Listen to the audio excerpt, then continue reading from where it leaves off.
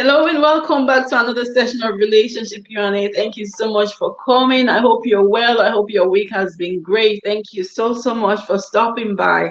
Elias Matters, I see you there, 18 months a member. Thank you so much. I really appreciate you for always coming and for being a member of Everyday Matters as well. Everyday Matters membership. Thank you so much. I really appreciate you. Thank you so much. How are you? How's your week been? I hope your week has been amazing. Thank you so much for stopping by. How are you doing? How are you doing? Thank you for stopping by. Okay, so today we're going to be having another session of relationship Q&A as always. Last week we didn't have any because I was taking a break last week, and then today I decided we'll just do like a follow-up of what we had the last time. And the last time what we talked about was good to know you are all right. Thank you so much. The last time we had a guest and Victory Omar on with us, busy as usual. Host. I know everyone is just so busy, like with COVID, everyone we had a lot of time in our hands. But once the restrictions have been lifted, everyone is back to being busy as usual. But so thank you for coming. I appreciate you for taking time out to join us today. Okay. And so like I said, today we're just going to be doing like a follow-up of what we had the last time with Victoria. She says her name is Victory, but I call her Victoria. Okay. And I intend for this live stream to be as short as possible. Maybe half an hour or thereabouts. God helping us. Okay. So we're just going to do a follow-up. And if you haven't seen that session we had with Victoria, I would advise that you see that video because it was packed. She told us about her experience, what she had, the experience she had with her last partner, and how she stayed on for a long time, even though she was being abused physically, emotionally, and all of that. She stayed on. So in my head, I'm thinking, why would someone want to stay in a relationship that you know is abusive? So this person has been abusing you, and this person obviously from her story didn't love her because she said the love was one-sided. And so this person doesn't love you. This person is abusive, like really abusive, and to the extent that there were knives involved. She was injured. She had to go to the hospital at some point. They had to call the authorities at some point. But for the most part, she stayed on. So in my head, I'm thinking like, why?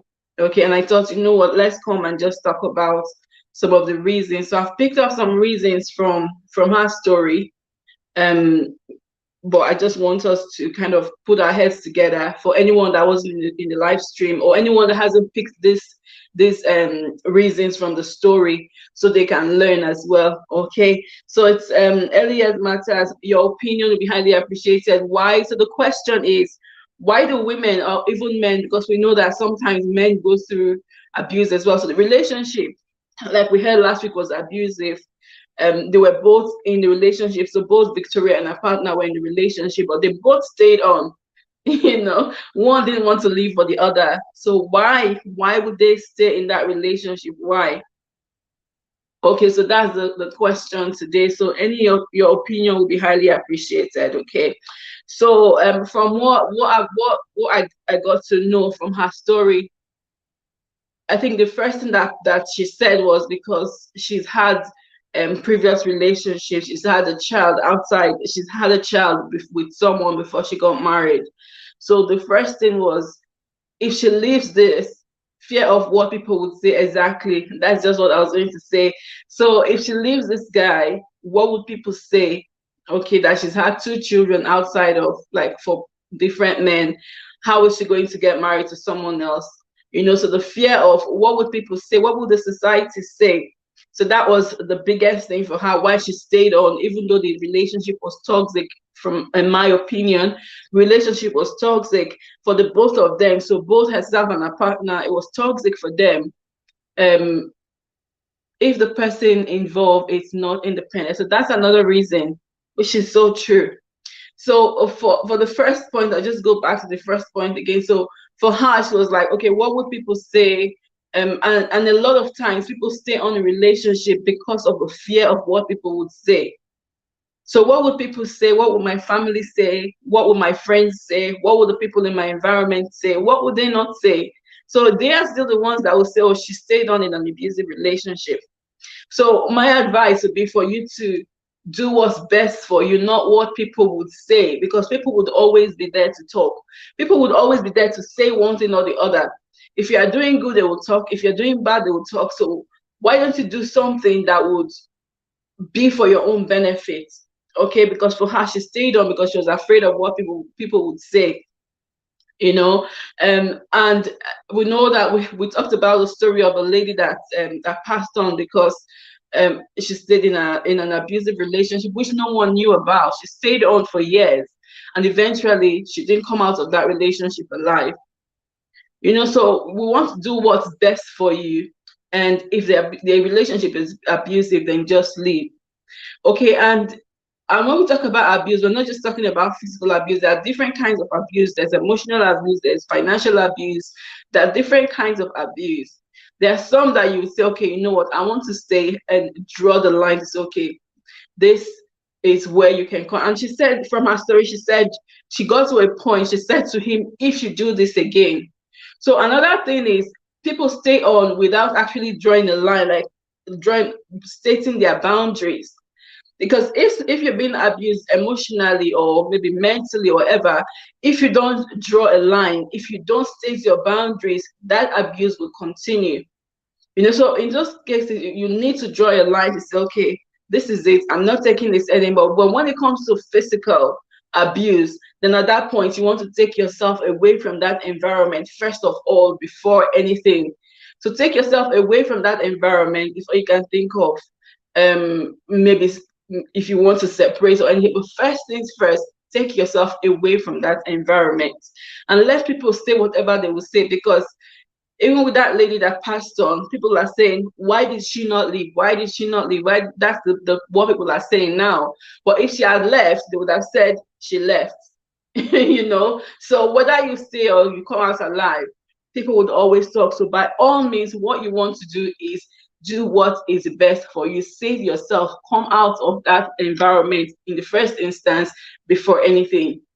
Okay, and the second point that you just put there earlier, as you said, the person involved is not independent. Okay, and this is talking about financial limitations. So if the person is dependent on the spouse or their partner, then what they will be thinking about is, if I leave, how am I going to survive? If I leave, how do I feed myself?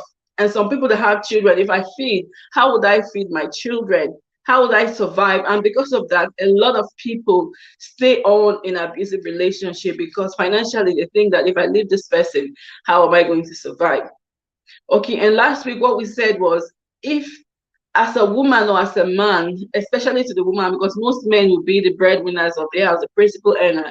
As a woman, you also want to be able to earn something for yourself. It doesn't matter how big or how little, because I know that little things that things can start in small ways, but it grows with time if you give it your attention. So you want to, as an individual, you want to have something you are doing. It doesn't have to be bringing you £1,000,000 or £1,000,000, $1,000,000 a month. So long as you are able to get something every month. And sometimes, thank you very much. Thank you, Elias, for that amazing super chat. Thank you so much. Thank you, thank you, thank you. So, what was I saying? As a woman, yes. Thank you so much. I really appreciate that super sticker. So, as a woman, you want to have you want to be independent, because we're not saying anything is going to happen. Even for your own self-esteem, you want to be able to say, okay, this is me. This is what I do. This is how much I get on a weekly basis, on a monthly basis, on a daily basis.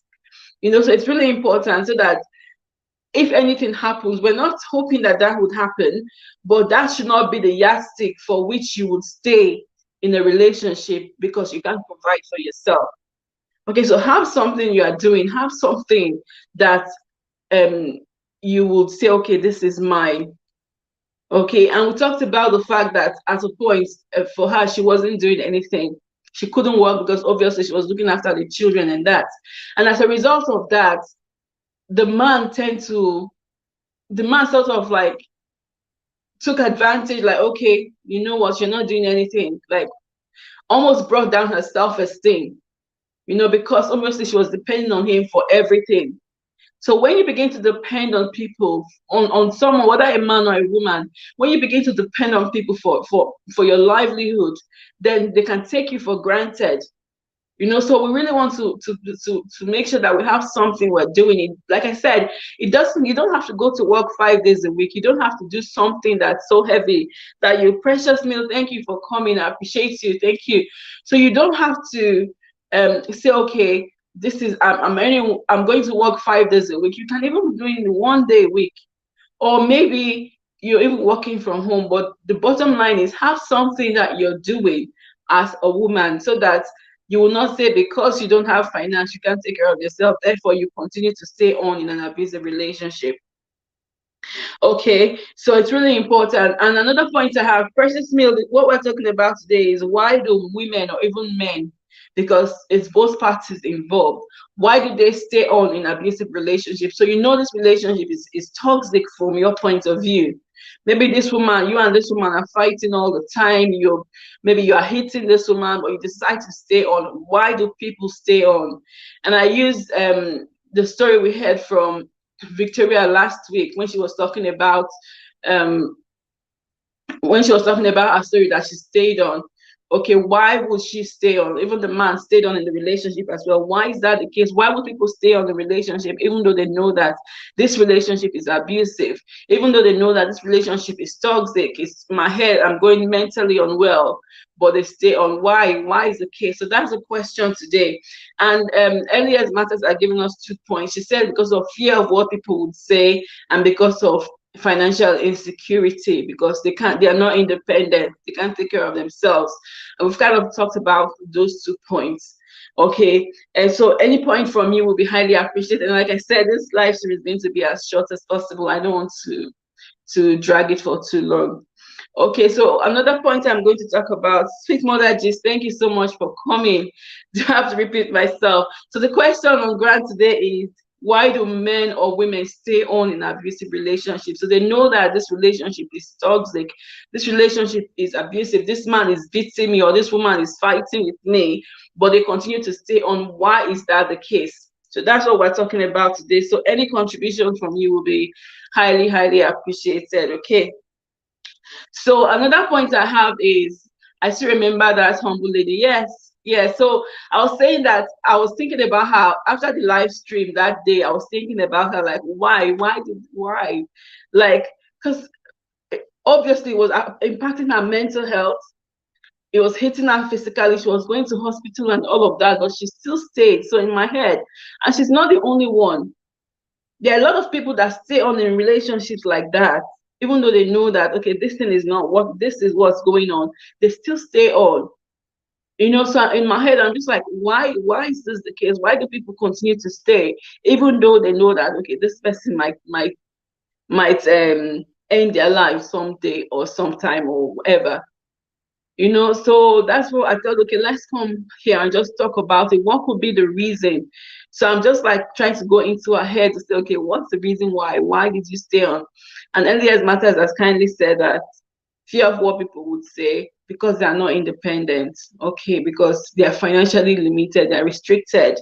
Therefore, they will say, okay, if I leave now, how am I going to survive? Or how would I take care of myself and my children? Okay, so those are the 2 points earlier. So the other thing I'm going to talk about is, maybe they have children. Okay, some people will say, I'll stay because of the children, because we know that when parents separate, it has an impact on the children, definitely. Okay, so it has an impact. Fear of starting from the beginning. That's amazing. Thank you very much, Elias Matters. So some people will say, because of the children. Yes, we know that if parents separate, it has an impact on the children, yes. But what if staying will be worse off on the children than you actually living? Okay, so if anything happens to the partner, to the wife or to the husband, the children will live on. The other partner will get married to someone or have a relationship with someone else. The children will suffer anyway. So I would always say, make the best decision. What decision is best for you? So stay in this relationship. If it's going to lead to the end of your life, then by all means, you want to take your things, take your children, whether you have children or not, you want to take them and leave. So secure your life so that you can be there for the children that you are fighting for. Yes, so the children will not want you. Exactly, the children won't want your life to end in that relationship. So when you're thinking about them, you're weighing the options. So if I stay and if I leave, what will be the best scenario for the children? How will it impact the children more? Because if you're not there anymore, it's going to impact the children even more. So you want to be able to, um, for the children, exactly. So it's really important that we're able to balance our decisions to make the right decision. So weigh your options, make informed decisions. Okay, you know what? I know that I want to be here for my children, but that doesn't mean that your life would end in that relationship. Fear of starting from the beginning. So children living in a toxic environment is not good for their mental state of mind. Exactly, and that's true. And sometimes they grow up to think that that's the way it is. That's the way relationships are. So for young girls that have been in relationships that their mother have been beaten and all of that, they grow up thinking that they should accept anything that a man throws at them. And the boy child as well is the same thing. They'll think that's how to treat a woman because that's how they've grown up. That's how they were brought up in that toxic environment. It affects their mental. Sometimes you see the children not performing at school because of what's going on in their home. And that's how some I think the social services tend to find out that something is not right in the home, because when the child comes to school, they're not performing, they're sad and all that. It's impacting the child as well. So it's important that we put these things into consideration. Don't say because of my children, but the children, it's impacting them in that relationship anyway. Okay, so that's, as we obviously know, it's not a good reason. So precious, some people continue to stay in an abusive relationship because of the love that they have for their kids. Exactly. But the kids are suffering as well. And if something happens to that person, the kids are going to suffer even more. So when it comes to abuse, it's either there's no either. You just need to first of all take yourself away from that environment of physical abuse. So for any other kind of abuse, you can draw a line. It's okay, this is how far you can go, or this is what you must do, or this is what you can stand your ground.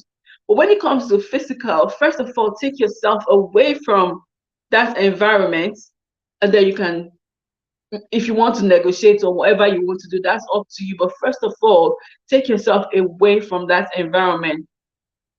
So some just say that don't want to have children for different men, which is understandable. Which is understandable, because if you've had a child for one person and then have another child for another person, it affects you as well. But would you rather stay in that one and die, or move on? Move on with your life. And of women that have had children for more than one, maybe one, two, or even three men, they are not dead. So yes, that's what it is, but it is what it is. It's not their fault. And when you move into the next relationship, who says you must have a child? So you either do that or you stay on, and then something bad happens to you. And when we heard from Victoria the other day as well, it was the same thing. She was afraid that because she already had a child, she was afraid that if she leaves, then what would happen to her? So that was one of the things that kept her in that relationship. And she ended up in hospital. Something had happened to her heart, and then there was knife involved. And you're still thinking, how can you be there and think about it? So my advice would be, as once it is physical, first thing you need to do is take yourself out of that environment first, before anything at all. Take yourself away from that environment. Okay. And earlier says the fear of starting again, starting all over. Because I can understand that person's point of view, because if you've been with someone for maybe 10, 15, even 20 years, how are you going to start afresh? You've given that person like 15 or 20 years of your life. Let's say 15 years of your life or 10 years of your life. You're giving it to one person. How are you going to start again? How are you going to start loving someone again? How are you going to start building a life with someone? So it's a difficult decision to make. But when it comes to it, the decision needs to be made.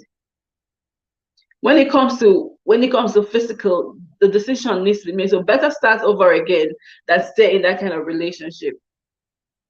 Okay, so it's really important. So yes, it's not easy that you have to start over. It's not a nice thing to do. So you want to marry someone and then you live happily ever after, but that's not always the case. Life is not fair, so it doesn't always happen that way. So if that's the case, we start over. Just like someone being made redundant from work, you start over. You won't say, okay, because you've worked in one company for 20 years, they made you redundant, therefore you will have to start over again. Otherwise, you will be hungry. Or someone that maybe you had a good health and all of that, and suddenly you became unwell. Maybe someone that had a terrible disease or a terrible ailment. You go through the hospital, you go through treatment for maybe 1 or 2 years. You're not going to stay because you've gone through that treatment, therefore you won't be able to start your life all over again. Say, for instance, in that process, things happen. Maybe your partner left you, or things happen in your life, you lost your job and things. You won't say you won't start over again. Or a businessman that lost his money in a deal, in a contract, or in something. You're not going to say because you've lost all your money, therefore you won't want to start again. You have to. There are many factors. Also, fear of if one will ever love me if I leave. And that's true. Because people will feel like, if I leave this person now, will I find someone else? Especially if maybe you've been with that person for a long time. Maybe you were young when you started dating, you got married to that person. Maybe you're now in your 40s, or maybe even in your 50s. How are you going to start over? How will you find someone to love you? Will you find someone? It's hard. It's hard, but at the end of the day, it's better you go and don't find someone than stay on and die in that kind of environment. And that's one of the points I have, the fear of what would happen if they left. What would happen if I left? What would happen? Would I find someone else? What would happen to me? What would become my life? How do I start over? Okay, but as long as you stay on, it means that you're not going to go forward. You just be on that spot, still going through whatever you're going through, and you won't be happy. But if you come out there, you have a chance of meeting someone else. And even if you don't meet someone else, and make the best of your life. And make the best of your life, because there's no guarantee. Even people that are single, that have not been married, there's no guarantee that they're going to meet people that will love them. But when you meet someone, make the best of it. And love will come in time. Love will come in time. Happiness will come in time, and all of that. And I must say that when you come out of a relationship, when you come out from a breakup, maybe you got divorced or maybe you got separated, you don't rush into another relationship straight away. You want to take time to heal, to go through the process. And I know we've done videos about how soon should someone date after a divorce or something. You want to give yourself time to go through the process of it's like grieving. When things like that happen, it's like you've lost someone to death. So you want to go through the process, the grieving process and all of that, and then discover yourself, find out what you want, find out what went wrong in the first place. How did this go wrong? Where did I do wrong? How did this happen? How can I make my next relationship better? Because if you don't do that, the next one you go into is going to be the same. If you don't find out, because for relationships to break, there's always two parties involved. So the two parties, so you can't just put all the blame on one person. You must have contributed in one way or the other. So you must have done something that made the relationship to break. That's my opinion. You can tell me I'm wrong. That's fine. So in my opinion, it takes two to tango. It takes two people to make a relationship work. It takes two people for a relationship to break. So if the relationship has broken, then you want to sit down and say, okay, where did I do it wrong? Maybe the person was doing something and you weren't calling that person out. It's okay, you are doing this thing wrong. That's your part in it. Even if the person was the one that was doing all the wrong, and you sat there accepting it, that's you playing your part as well. So if you said, okay, you know what, that can't be done. I won't take that. That's you playing your part also for the relationship to work. So it always takes two people to make a relationship work or for a relationship to break. So when the relationship breaks, what you want to do is sit down and go through all the events that happened. Where did I go wrong? What did I do? What could I have done better? How could I have made this relationship work? We had someone in our lives where we talked about, I think it was a Love Francis or so. I can't remember now. I think it was when she was saying that now when she looks back, she can see how she could have made the relationship, how she could have reacted differently for the outcome of a relationship to be different. So there's always something to learn from the past. Joyous Joyce, thank you for coming. Thank you so much. I appreciate you. Thank you. So there's always something to learn. So if you've gone through a breakup, there's always something to learn. When I went through my breakup, I learned a lot. And the lessons I've learned is what made me who I am. Part of the things that have made me who I am today. The way I used to react, the things I would say, he would say something, the way I'll react to it, or he's not saying something, what I'll do. So those are things that I learned, and some things that I could have picked up. And when that relationship ended, I said to myself, you know what? This relationship ended a long time ago, but I didn't even know it. I was just like going. I was just going with the flow. But the relationship had already ended. I was trying to make it work in my own way. So sitting back and thinking about that, I'm like, okay, I should have done this at this time, or I should have done this at this time. I'm just going to read some comments. There are many. Okay, read down. It's just misunderstanding. I believe that one door closes, another door opens. Don't be afraid to leave those relationship, because the more you stay, the more your life is at risk. Completely true. Completely true. The more you stay, the more you put yourself at risk. Don't be afraid, because the more you're afraid, the means that the door is not going to open. And again, I'll always say I'm not conversing for people to leave their relationship. That's never what I do in my live stream. But what I'm saying is, let your life be your number one priority. Before anything else, you need to be alive for you to take care of your children. You need to be alive for people to say. For people to say whatever they want to say. If you're not alive, they will talk, and then after some time, it will end. So let your life be your number one priority. If you see that your life is going to be at risk because of someone, because of a relationship, then what you want to do is take yourself away from that environment in the first instance, before you can think of anything else, before you can think of, oh, my children, or what will people say. Let them say. You understand? Because even if anything happens to you there, they will come and blame you. If you leave, they will blame you. So be your number one priority. Bottom line is, be your number one priority. Okay, but thank you all for coming. Thank you, Joyous Joy, for joining us. Sweet Mother Stevie, thank you. Elias, thank you for coming. Precious Smith, thank you. And thank you for all your contributions as well. So what we're talking about today is, why do people stay on in relationship? We're just trying to kind of find out what's in the heads of people that stay. You know that this relationship is abusive. You know that your life is at risk, but you stay on. So we're just trying to find out why. Because we had a live stream the other day where we had someone that stayed on despite all.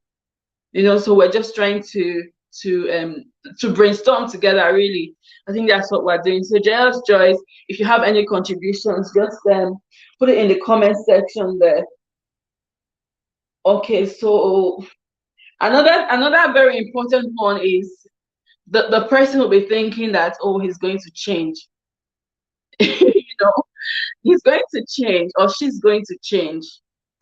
1 month, 2 months, 3 months, 5 years, the person is going to change. This person is hitting you and nearly killing you, and you're still saying the person will change. Yeah, and you stay on. Because you want to be the Messiah, you want to be the savior of that person, you want to be the one that makes the person change. The truth is, if the person doesn't change before meeting you, if the person didn't change before meeting you, there's no guarantee that they're going to change when they meet you. So first of all, take yourself from their environment. When they change, then they can come back, and then you can talk things out if you want to.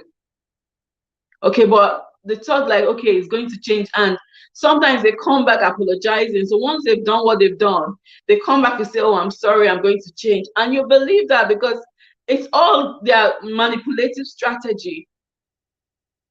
You know, so you believe that and keep hoping that they will change, which is good. It's good to hope.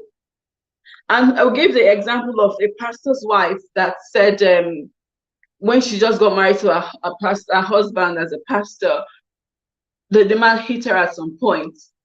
She just took herself and went to a friend's house. That's the first thing she did.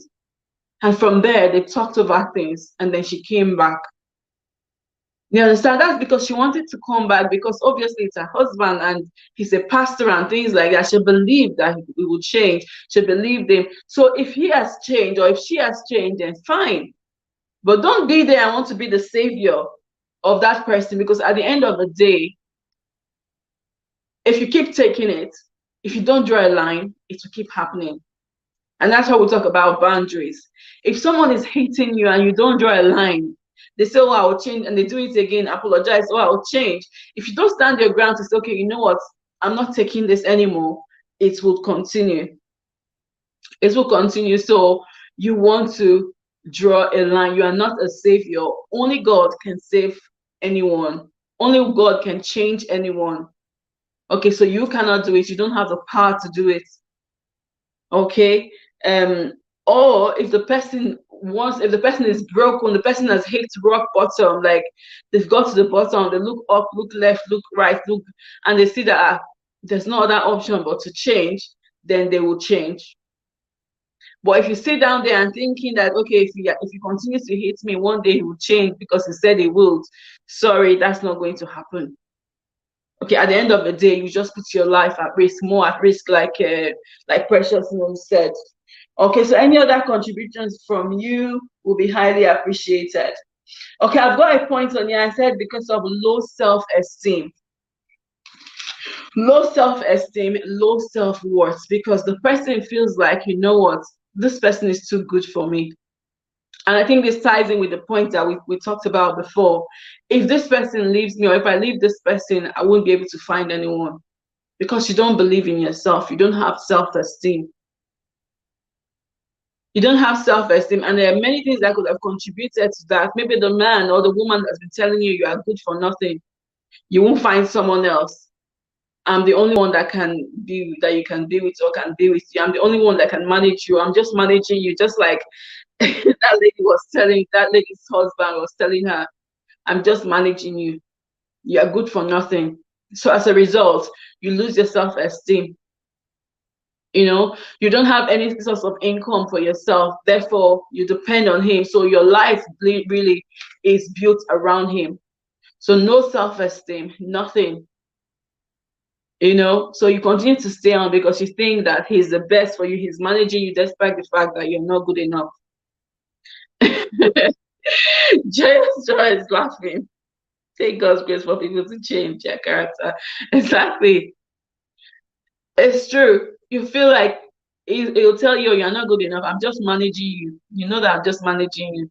If I don't, if you leave, who do you think? And some people have bad mouths. You know that some people have bad mouths. If I leave, you think anyone out there would want you? As a result, you lose your self-esteem, you lose your self-worth, and therefore you're going to need to stay on, even though you know that this person is abusing you like that. You know, so that's another reason. Okay, and another thing is, as a woman or as a man, your identity is around the person that you're with. Okay, and I know that we've talked about this before when we said have your own person, be your own person. When people see you and say, who are you? My name is Precious Mill, or my name is Elias, or this is who I am. Have your own identity. Don't just be somebody's wife or somebody's husband. So yes, that's good. I'm this person's wife, but this is me. This is my career. This is who I am. This is my identity. So have your own identity apart from your partner's identity. Okay, so it's important that we don't build our lives. So don't be completely dependent. So yes, it's good for husband and wives to depend on each other, to be codependent, but also you want to have your own identity. So even though we're depending on each other, I want to also be able to depend on myself, so that when he's not there, I am myself. And when I'm not there, he is himself. Okay, so it's really important that we have our own identity, have your own self-worth, have your own, be yourself first before anything. And I think now it's high time that we started to build ourselves as people. Start to build yourself so that even if you're a single person, you want to be yourself first before find your value, find yourself first before you think of joining yourself to another person. Find your own happiness, find what makes you happy before you can think of, okay, I want to get married to this person. Because if you get married to this person and you're waiting for that person to make you happy, even the person they find happiness, the person is looking for happiness themselves. So you cannot now come and say you want the person to make you happy. You have to be happy with yourself first. And I think my husband was here the other day when he was saying sometimes I come and say, okay, I need him, and he'd be like, no, you go and find your own happiness. But no, this person will come and compliment you, not to complete you, because you need to be complete and whole in yourself first before somebody else. Otherwise you will just forever always be unhappy. Okay, but thank you guys so much. If you have any other points why you think and people stay on in abusive relationship, please leave them in the chat. I think I've almost gone through through through everything I have. So I'm just gonna add one. When the person says, oh, I'll change, so it's just a way, it's just like a control mechanism, because the person has the partner wrapped up in their arms. Like, they know what they're doing, they're controlling the person, but they are saying, no, I will change, when they know that they're not going to change. So it's like a control mechanism on their part. Okay, it's like a control mechanism. I've got one more point. Okay, so when it comes to people in abusive relationship, what they do is, a lot of the times they tend to, so if my partner is abusing me, okay, over time I will tend to be isolated from my family, because I don't want them to know what's happening, and even my friends, I don't want them to know what's happening in my life. So I tend to like shy away from them. I don't want to see anyone, I don't want to talk to anyone. As a result, I become isolated, so it's just me and him now, and he's doing what he's doing. So how can I now leave that person when I've been isolated from my own family, when I don't have contact with my friends anymore? How do I now come out of that relationship? Where would I start from? And this goes back to starting all over again. What would my friends and family say? How would I start all over again? Okay, who is going to find me? So it's all in one cycle. Okay, so we need to, first of all, like I said, make yourself your number one priority. Be your number one. Do, first of all, what's best for you. As a person, you want to have your own life, you want to have your own career, have your own source of income, no matter how little. Okay, so that if anything happens, you know that, okay, that's not the reason why you're staying on. So it's good to stay for other reasons, but let it not be because of finance. Let it not be because, okay, my children, no. Let it be because maybe the person wants to work things out with you, or maybe because the person has changed. But always say, first things first, take yourself out of that place, and then you can think about working things out. Okay, but there are so many reasons, but I just thought I'll cover a few of these today. But thank you so much for everyone for coming. I appreciate it. I think we're going to end the live stream now, because I think I've covered most of the points I wrote down. We'll cover them.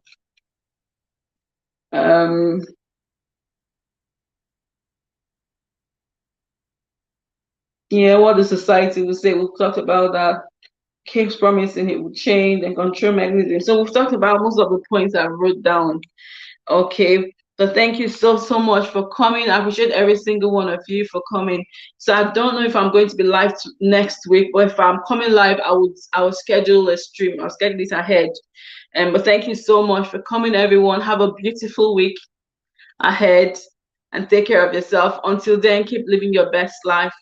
Bye. Thank you, everyone. Precious Meal, Precious, Joyous Uzoma, Elias Matters, thank you very much for coming.